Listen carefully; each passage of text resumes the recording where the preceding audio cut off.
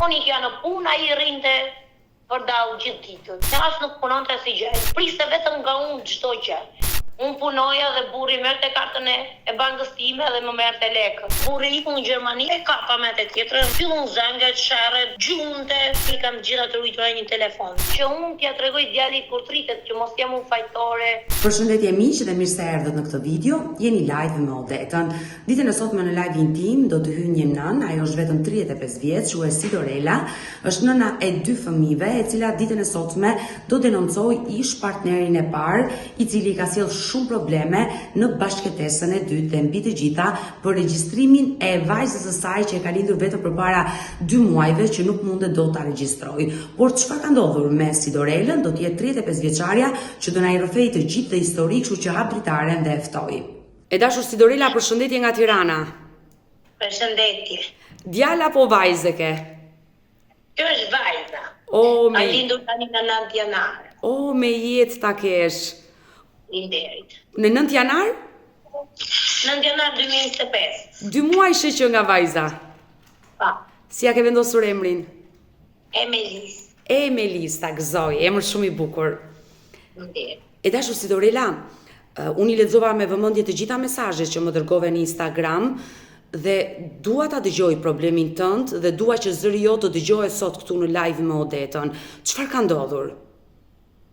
Unë në 2022 jam divorcuar nga burri i parë. Kam hapur gjyqin, ne kemi mbaruar në Durrës gjyqin në 2022, në 9 qershor të 2022 është mbyll. Gjyqin në apel, gjyqin në gjykatën e Durrësit. Po. Ish bashorti më kanë kundërshtuar për çunin, për pensionin e çunit 920 do 80 dhe për lejen jashtë shtetit që ta merja unë fëmijën për të jetuar jashtë. Se kam një motor në Itali dhe thash tjetoja andej. Dhe nuk ma lejovi. Dhe ka bërë apel në apelin e Tiranës. E ka apeluar vendimin? Po. Vendimi ka që në shtator të 2022 deri tani vazhdon të jetë në apel Tiranës akoma. Unë mbas 2 vjetëve, 2 vjetë e gjys, një çun, bashkëtoj me atë dhe ka ardhur në jetë goca që kam në krah. Djalin e ke nga martesa e parë, ndërsa vajza është nga marrëdhënie. Është me çunin që unë bashkëtoj tani. Mirë, më vjen mirë që ke vazhduar jetën, por më lejon të pyes? Po. Gratë asnjëherë nuk pyeten për moshën, por besoj ti je re në moshë. Jam 35. 35 vjeç dhe 100 vjeç u bëfsh. E dashur Sidorela, ti kur je martuar me burrin e parë? Në 2013 nga më gjetën do me thënë, në 2013 jemi fijuar, pastaj celebrimi është bërë në 2016 ku kam lind djalin. Por sa vjeç ke qenë? Ke qenë e vogël besoj kur je... Jo, kam 26 vjeç. Ke qenë 26 vjeç. 23 jam fijuar, 26 kam lind djalin. Je bërë nën për herë të parë. Kam qenë në proces pune gjithkohon unë Odeta. Edhe në lindjen e djalit kam marrë lejen e lindjes, edhe kështu në proces. Por ka qenë një njohje me dashuri apo me mbledhëri? Jo, me lajmësi. Ma ka bërë një kushurim që kam në Durrës. Ke jetuar në Durrës? Kam jetuar në Durrës 13 vjet. 13 vjet. Tani kam një javë që kam ardhur këtu te djali që bashkëtoj. Kam një vit që jam njohur me këtë, po isha në punë. Kam marrë lejen e lindjes në 10 dhe linda gocën në 9 janar. Por u shpërngula këtu se nuk marr dot asnjë gjë nga as lek pune, as lek të gocës. Gocën e kam pa regjistruar akoma. Por pse nuk e ke regjistruar vajzën? Sepse ngalon te burri i parë. Nga gjendja kam kap avokatin këtu, kam paguar gjithë ato lek, nuk më ndihmojnë asnjë. Por ai e divorcuar. Mund ta regjistroj gocën sepse i shkon burrit të parë se unë jam me letra akoma e martuar me burrin e parë. Po tani, edhe pse vendimi i gjykatës Durrësit ka dalë, nuk pi ujë fare ai vendim. Por tani ti je divorcuar dhe gjykata ka vendosur jam e divorcuar në Durrës, në gjykata e Durrësit, kurse gjykata e apelovi ish bashorti ka apeluar. Por ai ka apeluar. Të lutem, më shpjego që ta kuptoj qartë. Ai ka apeluar vendimin e divorcit apo ka apeluar? Jo, ka apeluar detyrimin ushqimor. Ka apeluar për pensionin e çunit dhe për lejen jashtë shtetit që ta merja unë çunin pa lejen atit. Po pra, ti kërkoj një prokurë, e qartë, ai s'ta dha kurrë. Por tani e fitova, po deta unë i fitova të gjitha ato te shkalla e parë. Ai apelovi dhe ka ngelur çështja, ka ngelur në apel të Tiranës. Apeli i Tiranës më man peng. Po hyr për 3 vjet. Nuk e kam takuar avokat, kam marrë një avokat tani në Fier prap, pagova 800.000 lekë avokatin tani në Fier, kam 2 muaj që pres asnjë gjë akoma. I kam çu letra gjykatës, ta them emrin e gjykatës Ornela Naçillari, në gjykatën e apelit Tiranës. Ajo e ka çështjen time. Kam dërguar dërgoj letra për shpejtësim, qoftë dhe për pension për çunin, qoftë dhe për gocën që më ka ngel pa regjistruar akoma. Po se ky është një skandal. Ky është një skandal që të mbahet peng një nën që ka vazhduar jetën, ka sjellë në jetë një fëmijë tjetër dhe nuk e regjistron dot, se automatikisht kam humbur lejen e lindjes. Por mirë, avokati jot asnjë gjë pas pa certifikatën e gocës. Po avokati jot çfarë të ka thënë? Se më duket pak e habitshme 3 vjet. Ka çuar letra, po nuk përgjigjet, nuk e di pse nuk përgjigjen, nuk e di pse nuk reagon. Unë nuk dua të bëj tani avokaten këtu, njohësen e mirë të ligjeve, por në djenin time, unë do flas dhe me avokatët e mi, në djenin time, në momentin që divorci ka ndodhur në shkallën e parë dhe ai ka apeluar vetëm një pjesë të atij vendimi, jo divorcin, ai ka apeluar detyrimin ushqimor. Po, do ta çova te avokatin të gjendja civile e imja, që ta regjistroj fëmin pa atësi. Nuk regjistrohet këto janë ligje. Ti nuk je ndar akoma, unë në gjendje civile jam akoma e martuar me ish bashkëshortin tim, të pari. Kam 3 vjet që unë jam ndar me letra me atë, në gjykata e Durrësit, dhe veç se apeli i Tiranës nuk më nxjerr vendimin që ai ka apeluar për çunin për pensionin 120.80 dhe për lejen e shtetit, vetëm për këto 2 pika unë ngele me martur akoma me ish bashkëshortin. Po kjo është skandal. Fëmija më ka ngel, që në 9 janar ka ngel fëmija pa regjistruar dhe më janë mbyll çdo 2 herë. Lekët e punës të lejes lindjes nuk i marr dot, lekët e lindjes gocës nuk i marr dot. Çdo gjë kërkojnë certifikatën e gocës, vaksinat ja bëra gocës, po ja kam bërë pa regjistruar. Po kjo është skandal, që duhet vetëm për certifikatën e gocës, unë nuk e regjistroj dot, se bashorti çuni që kam tani është babai i gocës. Dhe si ta regjistroj unë gocën t'ja hedh ish bashortit, për ta përgjyqje prap, për ta xhu lek prap. Po, ke të drejtë, se ashtu ndodh nëse bëhet. Por ky është një skandal dhe unë besoj që divorci ka 3 vite që ka ndodhur në shkallën e parë dhe ai ka apeluar. Nëse më lejon ti marr kam te çanta. Por ky apeli mund të vazhdojë edhe 5 vjet, edhe 10 vjet, por kjo do të thotë ti të rish penge kësaj gjëje. Goca do ngelet pa regjistruar. Jo, do vej një vjetë do futet në çerdhe. Unë mund të regjistroj me nuk ka mundësi. E dashur Sorela, nuk ka mundësi, duhet të ketë patjetër një zgjidhje, por që unë do pyes se nuk ka logjik kjo. Pra ti të ndahesh dhe të rish peng. Unë pyeta gjendjen civile timen, nuk e regjistroj. Pyeti bashkëshorti gjendjen tani bashkëtuesi, se ne nuk jemi martuar akoma, se unë jam me martesur me burrin e parë. Pyeti te gjendja civile vetë për ta regjistruar ai gocën. Nuk e të drejtë, thonë ata të regjistrosh fëmijë. Si s'ka të drejtë, ai është babai biologjik, si nuk ka të drejtë ai të marrë fëmijën në trungu. Ka vetëm nëna të drejtë. Po sepse ai nuk njihet ligjërisht.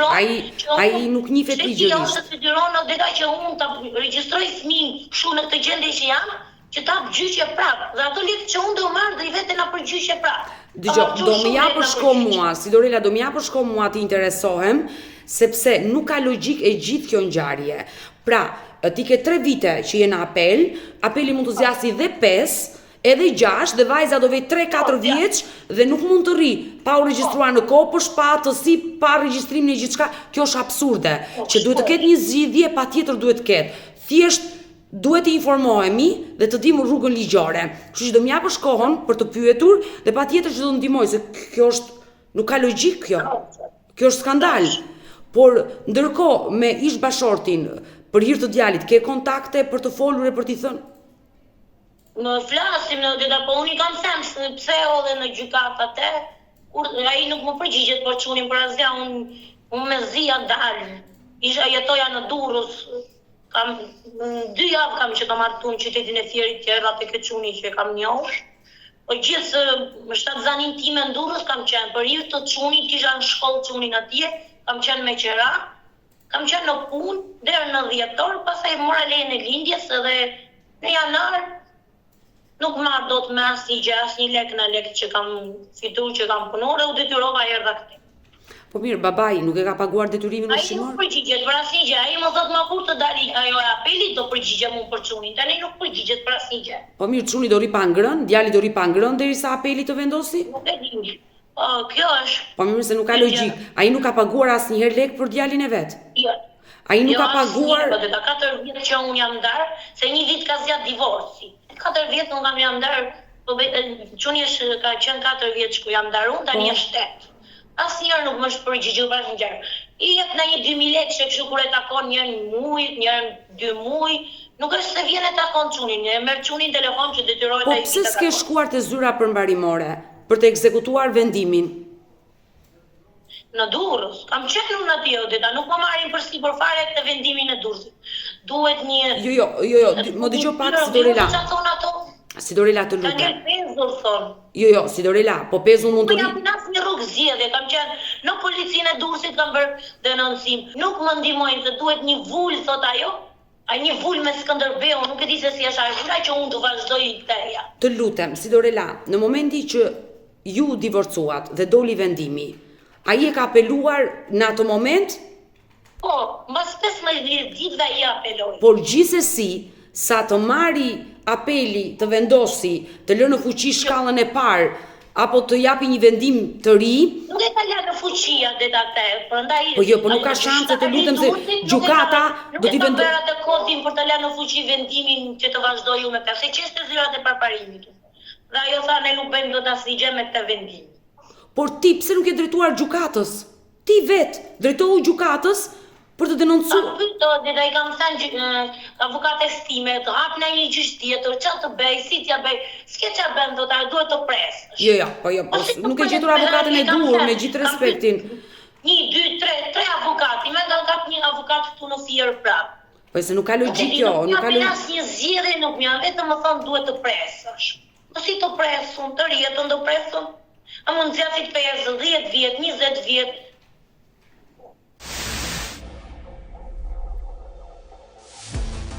E dashur Sidorela, ti u martove shumë e re, le të themi, me këtë person, me babain e djalit dhe më the që jetove në Durrës. Sa vite jetuat në Durrës bashk?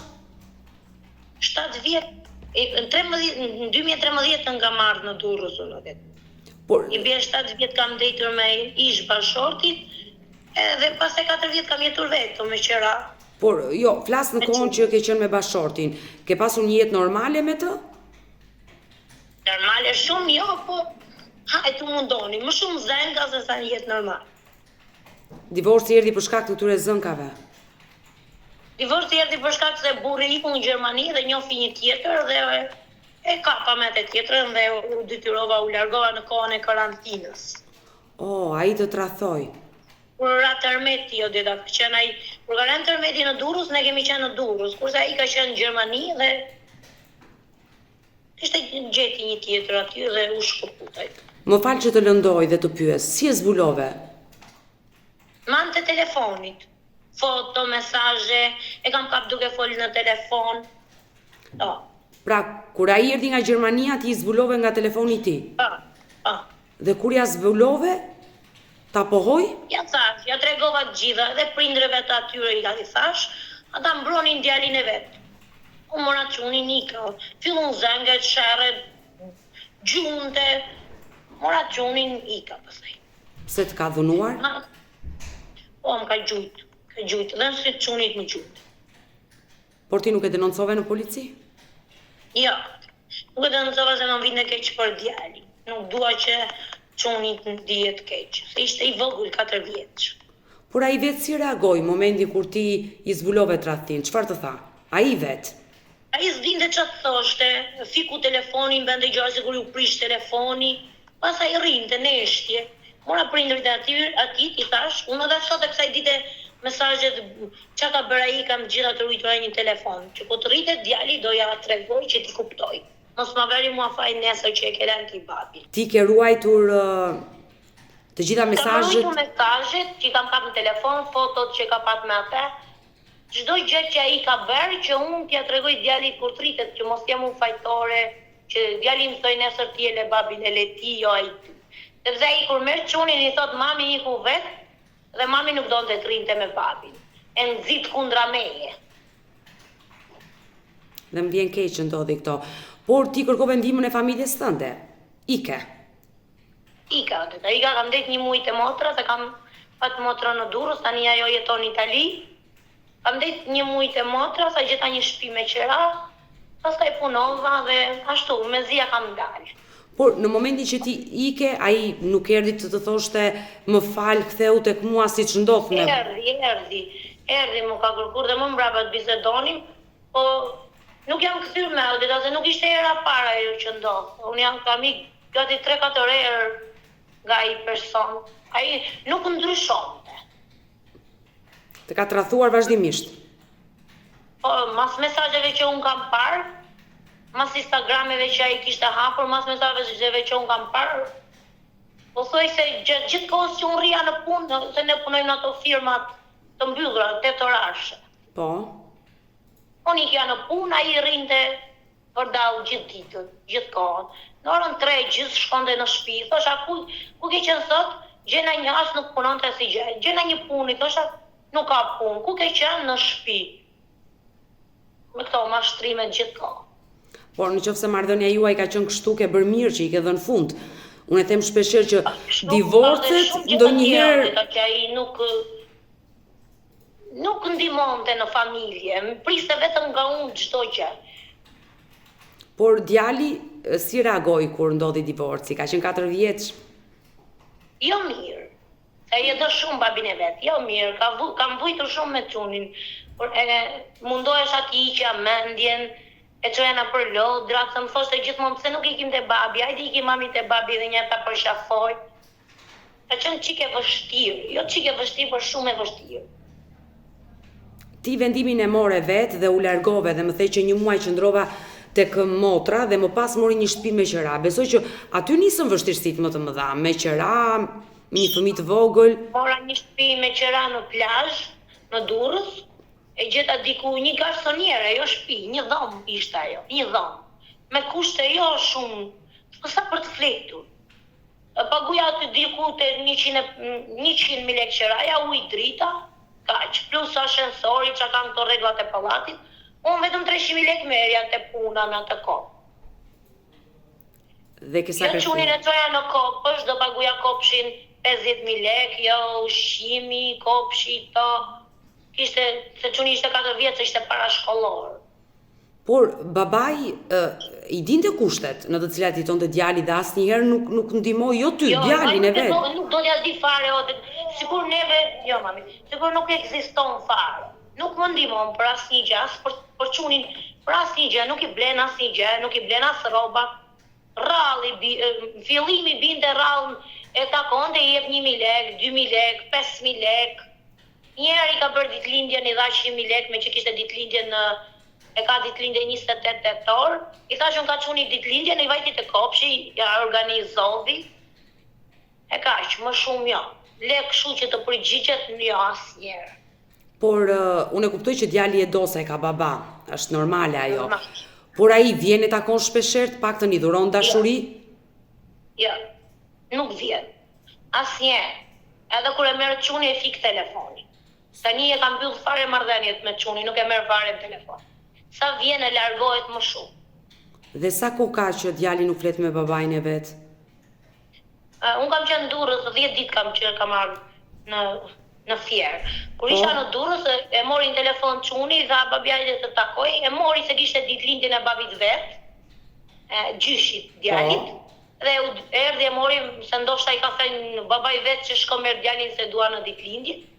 Erdhi e mori dhe që atë ditë nuk s'ka fol më as në telefon as gjë. E marrim në telefon, nuk përgjigj. Numrin tim e ka bllokuar, që mos t'i bie i çuni. Dhe më vjen keq, sinqerisht që ky baba që nga i papërgjeshëm. Ai do ta krijuar familje tjetër, ndoshta i thot dhe ajo që mos të marrë fëmijën e vet. Po, këto janë marrëzira dhe budalliqe se një baba ç'lidhje ka për fëmijën e vet. Normale se një baba, un kam gjurë, kam parë që kur divorcohen, bëjnë çmos një babaj të takoj fëmijën dhe ajo nëna nuk ja le, kurse unë nuk ja kam ndalur asnjëherë dhe ai asnjëherë nuk merr tentativën që të vi të flasi me çunin atri, të lozit, gjëra kështu asnjëherë. Dhe bravo që nuk ja ndalon dhe nuk i flet keq për babaj, se është shumë e rëndësishme. Ai nuk do vetë ta marr. Por gjyshi dhe gjyshja kanë marrëdhënie me djalin? Ata nuk vjen fare të takojnë, asnjëherë nuk i interesohet. Vetëm kur vjet te çuni atje që e merr ai duke qarë çuni një ditë, dy ditë, qanë me të madhe, qanë telefon, e merr në telefon, pa vjen ai e merr, kam punë, thot ai gjithkohon, kam punë. Edhe në shtëpi, ai thot kam punë. Justifikimi për mos ta marr. Por djali çfarë të thotë? Ai e përjeton, besoj. Ai thot, pastaj thot ai nuk do vetëm me te babi, thot unë nuk e dua me ata, thot ai nuk më do mua.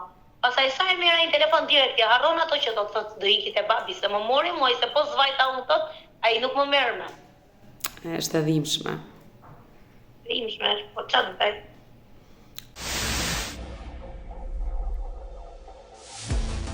Por ti qëndrove në Durrës 4 vite dhe le të themi që vendose që të krijojë jetën tënde dhe bëre shumë mirë. Po, mas 3 vjetëve kam njohur këtë djalin në TikTok, kam njohur të çunin që jeton që kam gocën tani. Je njohur nëpërmjet TikTokut? Pa. Mund të ma tregosh këtë histori dashurie, se besoj je dashuruar tani, je lumtur. Po, normale. Qysh rrim ne në TikTok, më bën ftesë, e pranoj, unë e pash që fotot që më bën mesazh, flasim, mas një javë ka motrën në Lezhë, ai kalon të ande nga Durrës, sa do pim një kafe, okej, thashun, po kam një djalë, thash, kështu që unë s'dal dot vetëm. S'ka gjë, ta merre djalin me vete, edhe unë kam një vajzë, se kjo ka pat një bashkëtesë më përpara. Po.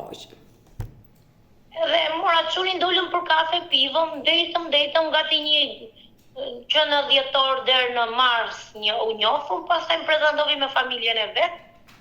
Kështu, dhe në prill kam rënë shtatzane, linda gocën, tani jetoj këtu. Por djali si e priti këtë marrëdhënie? Mirë. Si e ka marrëdhënien me partnerin tënd të ri? Mirë e ka. Dhe më vjen mirë. Nuk e mbështet shumë, nuk është se është djalë që nuk kupton. Është shumë i urtë, më kupton, më mbështet, nuk më kujton asnjë gjë nga ato që kam kaluar. Më thotë më mos u mërzit çdo gjë do e kalojmë bashkë, na që mërziten për punën e letrave tani që nuk i marr dot. Por vajza e partnerit tënd jeton me ju apo me nënën e vet? Jo, me nënën e vet. Vjen në takon. Vjen këtu te shtëpia takon. Ikën. Ti jeton tani vetëm? Është 13 vjeç. Është 13 vjeç dhe më vjen mirë. Jeni bashkuar dhe keni krijuar një familje të madhe. Dhe familjet e mëdhaja dhe në të tilla kushte që vinë nga marrëdhënie të ndryshme duan shumë dashuri, që të qëndrojnë të forta bashkë. E dashur Sidorela, por familja jote si e priti këtë martesë të dytë? Mirë. Babi është shumë i lumtur, se ai ka qenë shumë i mërzitur na që unë jam ndarë me ish bashkëshor. Çdo prindër përjet. Puna më shumë, odeta është puna e mentalitetit, se ai jeton në një fshat të lushnjës dhe janë shumë paragjykime. Jo të nda goca, jo kështu, jo ashtu, qysh i di jetesën në Tiranë, këtu në Shqipëri. Dhe fatkeqësisht nëpër provinca, nëpër rrethe, njerëzit paragjykojnë shumë dhe kjo është fatkeqësi për shoqërinë tonë. Si odeta nuk e ndjen, se unë kam jetuar në Durrës, e Tirana nuk e ndjen, po në Lushnjë, Fier, nëpër fshatra, ndihet shumë kur ndahesh nga dikush. Ja u nda kjo, sa kjo kështu ishte, kjo ashtu ishte, kupton? Gjithmonë e ka fajin femra. Unë është femra fajtore. Sado që unë kam luftuar për atë familje që të ecte përpara, kam punuar dhe me 5.000 lekë në ditë, me 150.000 lekë, punoja në 12 orë, pa pushim, në kuzhinë, në Durrës, kam punuar në për këto firmat, beja çanta kartoni, tani kam punuar të një firmë në Durrës, bëni motora për pompa ujë, që kjo më shumë është për burra. Kurse unë kam bërë rolin e burrit dhe kam punuar atje gjithkohon. Kam punuar edhe në shtatzane, kam punuar deri në 8 muaj e gjysmë, sa kam marrë lejen e lindjes. E kuptoj, ke sakrifikuar për atë familje, po e pamundur për ta mbajtur gjatë atë familje. Në familje duhet jenë të dy barabartë, jo njëri të mashtroj dhe tjetri të punoj me djerës. Shumë e vështirë kur unë punoja dhe burri merrte kartën e bankës time dhe më merrte lekët. Dhe pastaj Kur vajta një ditë më kishin humur lekët dhe i thash, po kush më pas ka marrë lekë? Nuk e di, tha. Vajta te banka, pyeta te banka, thash, më kanë humbur kaq lekë, i thash bankës, si ka dalë të lekë? Mos s'ke shqetësohesh fare o zonjë, tha, në datën ma dha datën fix dhe orën që ishin krije kur ato lekë nga banka. Unë atë ko kam qenë në punë. Thash, përveç bashortit tim, unë nuk merr njëri tjetër lekë ose kartën time, se ne dy veta jemi në shtëpi. Kush do t'i merrte? Por pse ja dorëzoi? Gjithmonë ishte mashtrime, kohë mas kohë mashtrime dhe u ftofa si njeri, e kupton? Nuk e duroja dot me as për një gjë, se vetëm gënjente, mashtronte. Por gabimi jot që i ke lënë kartën, pse ja leje kartën ti atij personi? Ishte karta jote. Po, dhe ta kisha vetë kartën unë. Ndoshta kur flia unë gjuma, nuk e di se si ma ka marrë. Merrte, nuk e di se si i merrte gjërat. Unë nuk e kuptoja. Unë kartën në vend e kisha prapë. Nuk e di se si zbulonte pinin, ndoshta kur të isha unë bankët. Nuk e di, unë dhe sot e kësaj dite mendohem se si ai e kishte gjetë pinin tim. Një radhe e provokova, vajta te banka dhe bëra pinin nga bima, ishte mrapa kurrizit tim. E tha, po ti pse bën pinin ashtu, s'është pini ashtu, tha, e ke pinin kështu. Thash, po ti nga e di pinin tim. E provokova dhe i direkt dhe zbulovi ra me kam dhe veta brenda. Direkt tha, nuk e ke pinin kështu. Thash, atëre ky mi pas ka marrë çdo gjë që mua më mbet. Ish bashorti ime është mrapa. Po kur ja the që lekët i ke marrë ti, çfarë të tha? Nuk e pranon kur. Thjesht zenga, gjithkohon zenga, nuk e pranon kur, një gjë që e bën nuk e pranon kur. Pa i Edhe ta kapësh aty me duke bërë atë gjë, nuk e pranon. Por ai lekët e shtëpisë vet merrte, po i shpërdoronte lekët apo? Po, nuk e di ku i çonte Odeta. Ndoshta u merrte me ato lotot që ishin atëherë, mua më thoshin shokët e atit që merret me loto, po nuk e di. Unë vet nuk e kam kap asnjëherë. Por ai nuk punonte? Jo, nuk punonte. Zanatin e ka ndërtime, Odeta, po nuk punonte. Punonte me ditë, për shembull. Punonte me ditë dhe lekët që merrte i humbte. S'binte as i lek në shtëpi. Ku i ke lekët? Më pas kanë në xhepi, thoshte. E çmerrshme. Që këtu janë dhengat, gjithkohon uzinin e gjithkohon me Kjo është fiks si ajo burrat në hije rrinë ku vendojnë, pika që subie se nga gratrojnë. Domthon ti punoje nga mëngjesi deri në darkë. Ai rrinte dhe mbi të gjitha dhe të vidhte parat. Kjo është akoma absurde, rënd. Dhe asnjëherë nuk e pranonte, asnjëherë nuk e pranonte. E kuptova qartë martesën tënde të parë pse i erdhi fundi dhe ke bërë shumë mirë që je ndar. Por babai jot, le të themi, e përjetoi ndarjen keq, por i lumtur që babai ime, unë çdo hap që kam hedhur në atë martesë, unë kam fol me babin. Dhe ke bërë shumë mirë. Çdo hall, çdo problem, çdo jetesë që unë jetoja çdo ditë, ai di çdo gjë. Unë me babin flas shumë hapur dhe më mbështeste gjithkohon. Thoshte s'ka gjë, duroj edhe këtë radhë, Për hir të familjes, unë kam shtyr aq vite martesë andej. Po erdhi fundi, Odeta, nuk mundesha. U bëra tjetër njeri, ftohtë. Po vuaj. Nuk e di, as veten time nuk e njihja me në atë periudhë, isha shumë, nuk jetoja dot me. E qartë, dhe ke bërë shumë mirë, ta kam thënë disa herë, ke bërë shumë mirë kur diçka nuk shkon, dashuria humbet, kur njeriu që ke zgjedhur për ta bërë babain e fëmijëve të tu, nuk është i denjë më mirë ndaje se sa ta mbash. Por ajo që sigurisht më vjen mirë është që babai dhe nënat kanë mbështetur dhe martesën e dytë, bashkëtesën e dytë e pritën shumë mirë. Pa, shumë mirë. Se i ke bërë gjysh me vajzë këtë herë, me mbes.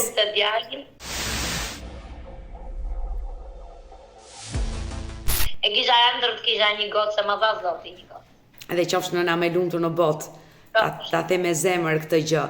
E dashur Sidorela, vetëm pak ditë ke bashkëtesë, 10 ditë më the që po jeton?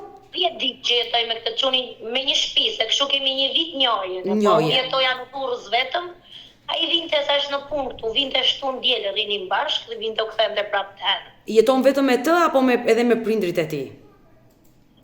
Babi nuk e ka, mami ka vetëm. Ne për momentin jetojmë vetëm, se mami thot, burri thot do t'i lart të rrini çik vetëm, pastaj më vonë do vi unë. Ajo jeton te shtëpia vet, ne kemi marrë një shtëpi me qira në Fier. Edhe shumë mirë keni bërë, por ajo si t'ka pritur si nuse? Mirë. Është shumë e mirë. Është shumë e dashur, më fal shumë dashuri. Më shumë, nuk e di, deri tani jam mirë me atë. Është shumë nënë mirë. Dhe më vjen mirë. Më mbështet për çdo gjë, është shumë e mirë. Këto 10 ditë e para të bashkëjetesës me vajzën, ka sjellë shumë lumturi në familjen tuaj. Po, ka shumë. Por djali është bërë ndonjë çik xheloz për motrën? Se ndodh kjo. Në njëra, se për këtë dhe lumë të dhe në një, po dhe i e do shumë. Se vë në dyshim. Çdo ditë shtatzanis, unë ngrinte mëngjes për diku në shkollë, pa më puthur barkun mua, nuk ikte në shkollë. Sepse më ka ndodhur dhe mua, kur solla një jetë vajzën, djali bërë shumë xheloz. Se nuk ishte më në qendër të vëmendjes. Se i tham unë, mos u bë xheloz, i tham se do të jap babit vetë Emelisin, në dhe ne do rriba Emelisin. Jo, thotë e vjen me vrap. E dashur Sidorela, pas divorcit, gjithë konflikti me ish burrin tënd të parë, besoj ka lindur momenti që ti kërkove një prokur për t'ikur në Itali.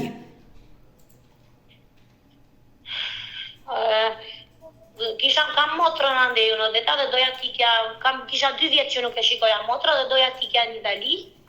Dhe i thash, do marrë dhe qunin me vete. Bëri shumë llafe, bërëm sherrë, po të them. Por pse? Pastaj mas 2-3 ditëve, sa mori në telefon, ndoshta e ka dëgjuar ajo bashortja që ai jeton tani, edhe më tha, merre çunin me vete, tha se nuk do ta ndaloj. Nuk do ta ndaloj. I thash, po ç'te ke ndryshuar këtë mendim? Se ai deri para ca ditëve unë kam dhe mesazhet aty me zet, që çai thoshte çunit, kam video që i thot çunit, nuk do ikësh në asnjë vend. Nuk të leun t'i kësh me mamin, i kam video në regjistruar në telefon. Problemi im është tani, Odeta, problemi im është vetëm do dalja ajo letra e gjykatës apelit. Unë s'lëviz do të mas një vend, gocë në kam pa regjistruar. Po, kjo është një problem goxha madhor dhe shumë i rëndësishëm për ty dhe sinqerisht mua më duket absurde që të lënë kështu në këtë gjendje pa regjistruar vajzën. Kjo është absurditet. Kam vajtë në policinë e Durrësit, kam hapur dërëndësim, hapur e kam lënë, për ishtë bashkëshortit. Asnjë gjë, nuk më ndihmojnë asnjë, thonë, gjithmonë justifikimi është, po nuk doli letra e apelit, ne nuk të ndihmojmë dot. Por një gjë s'kuptoj unë, ai ish burri jot, baba i djalit tënd, i cili në fillim nuk të dha as prokur, po pastaj ndroi mendje, nuk pa ka paguar asnjëherë detyrim ushqimor që i ka vendosur gjykata 120.000 lekë. Ai tani kërkon ta uli detyrimin ushqimor në 80.000 lekë. Po çfarë ndryshimi i bën atit nga 80 në 120? Do ta bëjmë më të pasur? Nuk e di që mendje, nuk e di, me justifikimin që gjoja unë nuk punoj. A i shpinë e vete ka ndurës, kurse te letra që ka qurë gjukatës, i ka thënë rjetoj me qëra. E nuk jeton me qëra, i ka shpinë e vetë. Po mi mami, dhe në qofë se jeton me qëra, a i duhet punoj, është baba, ka përgjësi për atë fëmi, nuk e ke vetëm ti përgjësin. Po nuk më përgjigjet për asnjë gjë. Unë i kërkoj në një gjë për çunin, i them më pagu, se shkolla në Durrës ishte e fugoni ishte me lekë. Ka qenë kopësh çuni, gjatë gjithë kohës kopësh private kam pat me 50.000 lekë muj për muj. I thosha paguja një muj ti, një muj unë. Më ndihmoj një çik për çunin se unë nuk ja dal dot me 300.000 lekë, çfarë do bëjmë përpara. Mirë, thoshte e paguaj unë. Kur vinte data për pagur, mbyllte telefonin, nuk pagunte asgjë. E merja në telefon, u zyja. Bënde sigur zgjonde, nuk paguja asnjë gjë, më thoshte mua, kur të dali letra në gjykatë apelit, do përgjigjem.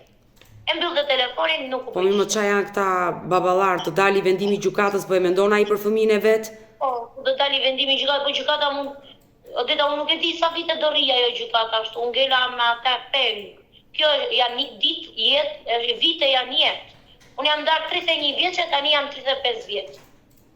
E në fakt është skandal e gjitha, por unë të premtova e dashur Sidorela që do flas patjetër. Unë regjistruar fare. Zdo mos për regjistrimin e vajzës, që është një absurditet i gjithi, që vajza të rri pa regjistruar. Ti e divorcuar, shkalla e parë ka vendosur divorcin, ai e ka apeluar vendimin dhe tani ti duhet të stoposh derisa apeli të vendosi të lërë në fuqi shkallën e parë apo të japi vendim të ri. Dhe kjo është absurditet e gjithë dhe unë nuk e kuptoj që duhet ketë një zgjidhje patjetër, se jeta vazhdon. Ti do sjellësh një jetë fëmijë tjetër. Nuk më asnjë zgjedhje. Unë kam si të thash, kam kap avokatin tjetër tani këtu në Fier, i dham 800.000 lekë, se tha i do ta nxjerr unë së shpejt. I dham 800.000 lekë, ka një muj, asnjë gjë nuk ka nxjerr. Po mirë, ai ka bërë fëmijë nga martesa e dytë? Ja. S'pas ka problema ai me regjistrimin e fëmijëve, se po të kishte sjellë një jetë. Jo, Odeta, e di çfarë ishte e forta, se unë pyeta të regjistrimin për babai mund ta regjistroj fëmijën në emrin vet me bashkëshortë tjetër. Nëna nuk pas ka të drejtë kur është në trungun e ish bashortit, nuk pas ka të drejtë të regjistro ka fëmin që ofse bërë me burrin që jeton. Sepse jeton në trungun e burrit, shumë ma shpjegot e të gjendja civile. E qartë. Pra, që nga dhe këto, mas divorcit, duhet të rish 1 vit pa bërë fëmijë. Se nëse bën brenda je divorcuar për shembull, janë nuk e di sa ditë, nuk jam e sakt, por nuk është 300 ditë, thana 300 e ca ditë. Jo, më duket se është diku te 300 ditë, nuk është komplet viti i plot, por nuk jam e sigurt. Është i vërtet, kështu është ligji. Pas divorcit, jam aty te ajo kategoria. Unë jam mbas 3 vjet dhe kam bërë gotë. Pra ti e ke sjellë jetë divorcit parë. Po, pas divorcit parë ti e ke sjellë pas 3 vjetëve. Po mirë, dua të bëj një pyetje të fundit pa të marrë shumë kohë, se ndërkohë që ne flasim, vajza është duke ushqyer me qumësht, me gji. E dashur Sidorela, pavarësisht se ai ka nisur jetën e vet, ti ke nisur jetën tënde dhe mbar ta bëft o Zot. Nuk mundeni do të flisni si njerëz të qytetëruar për hir të djalit. Ore, ti po dëmton djalin, po dëmton motrën e djalit tënd. Ai nuk e kupton këtë gjë. Nuk bindet. Kam folur me të mirë, kam folur me të keq, kam folur me të mirë, jam lutur, jam përgjëruar të më ndihmoj për çunin, jo dhe jo. Kjo është absurde, sepse ai nëse nuk kishte 120.000 lekë të jepte dhe donte të jepte vetëm 80.000 lekë, mund t'i jepte ato çdo muaj ty. Po, t'i jepte ai ishte mirë, pa ai nuk jep fare. Nuk më ndihmon për asgjë. Në Durrës se çoja çunin në shkollë në qendër, paguja fugonin 30.000 lekë. E dashur. Plus qeraja 150, 200 më vente qeraja, plus çuni, gati 300.000 lekë ishin kështu ikura. Për të ngrënë për të pirë, po thuaj se o dhe da më shumë bukë thatë, se sa ja kam dalë. Kurse rroba veshje këto, asë që nuk vlejnë fare. Ne do mbetemi në kontakt dhe unë do bëj të pamundur për të ndihmuar dhe dua që zëri jote të dëgjohet, por të paktën ke një njerëz sot në krah që të mbështet, të dhuron dashuri dhe jam e sigurt që me atë do i zgjidhësh të gjitha gjërat. Nëse ish partneri i parë do të dëgjonte, ose nëse unë do flas me atë, ke një mesazh për t'ia përçuar? Kam asgjë, do thjesht dua që kujdeset që për çunin kaq, sa i ka nevojë për atë, qofse janë ndjen si baba. Edhe ti zgjedh këto gjëra sa më shpejt, ai të rriqet familjen e vet, unë t'jem e qetë me familjen time. Dhe the mirë, ti dhuroj dashuri djalit sepse ai e ndjen mungesën e tij. Vetëm kaq. Telefon djalin e mos ka gjë, dhe mos t'i japi për të ngrënë, do e mbaj vet, do punoj vet, do e mbaj vet. Unë kam punuar 1 vit, kam gjë dhe lekë për të marrë, por nuk i marrë dot sepse shteti ka vënë rregull që duhet certifikata e gocës që kam lindur. E qartë. Qofse certifikata e gocës nuk është fëmia online, mua më janë bllokuar gjithë lekët e punës. Sepse unë nuk mundem ta regjistroj dot vajzën në emrin e ish bashkët. Në situatën në të cilën ndodhesh e kuptoj. Nëse ti e regjistron, do t'i japësh vetes të tjera belara. Nuk problem. Gjyqet, gjitha ato lekë që unë do marrë, do shpenzojmë prapë në përgjigje të tjera. Dhe është e vërtet, sepse do bëhet një e atësisë, se të gjitha të shkputet nga trungu i parë të vej, është një problematik shumë e madhe. Mirë, e dashur Sidorela, ne do mbetemi bashkë në kontakt, unë të uroj më të mirat e kësaj bote, qofsh nëna më e lumtur. Shumë që më morë dhe më mbështete. Patjetër dua që zëri jote të dëgjohet, sepse u preka nga mesazhet që më lexova kur mi dërgove në Instagram. Mirë, ma puth djalin dhe vajzën dhe do flasni për gjithçka. Të uroj gjithë të mirat. Mirupafshim. Mirë të dashur miq, kemi ardhur në fund edhe për këtë video. Unë ju falenderoj që ndurat me mua deri në fund të këtij live-i. Uroj dhe shpresoj që ish partneri i Sidorelës ta ndjeki këtë live, të reagojë, të ndërgjegjësohet për djalin e tij, pasi Sidorela nuk kërkonte asgjë prej tij, vetëm t'i dhuronte dashuri të birit që mos të përjetonte ndarjen me babain. Mirë, nëse dhe ju keni një histori për denoncuar dhe kërkoni që të jeni pjesë këtu në live me Odetën, mos hezitoni të më shkruani në numrin tim të telefonit 069 99 55 6 698 që ndodhet poshtë ekranit tuaj, por mund të më shkruani mesazhe edhe në rrjetet e mia sociale, në Instagram dhe në Facebook me emrin Odeta Dumemandro dhe këto janë faqet e mia zyrtare. Ndërsa këtu lart tek fotoja ime mund të klikoni dhe të abonoheni, të bëheni pjesë e kanalit tim zyrtar në YouTube, ku çdo paradite live ora 10 jam me këto histori të dhimbshme njerëzore, histori shqiptare që vijnë jo vetëm brenda territorit të Shqipërisë, po kudo ku ka shqiptar. Faleminderit miq që më ndiqni dhe takohemi nesër. Mirupafshim.